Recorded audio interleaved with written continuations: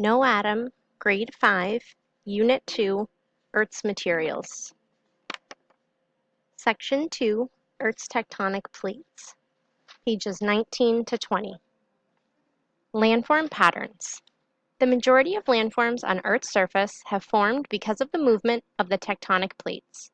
Because of this, mountains, valleys, and volcanoes are common at fault lines. Earthquakes are also common at fault lines.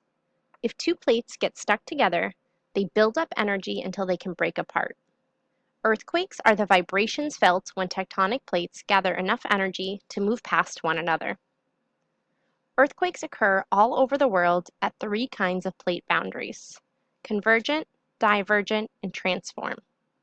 Volcanoes are most common along divergent and convergent boundaries. One of the most well-known plate boundaries encircles the Pacific Ocean. It is often called the Ring of Fire because so many earthquakes and volcanic activity occurs here. The Ring of Fire has more than 450 active volcanoes. Mapping patterns. Geologists use maps to make sense of the data they collect about Earth's surface. Every location has a set of two coordinates that meet at a specific point on Earth: latitude and longitude. Horizontal latitude lines mark how far a point is north or south of the equator. Vertical longitude lines mark how far a point is east or west of the prime meridian. Latitude and longitude lines help scientists identify specific locations on Earth.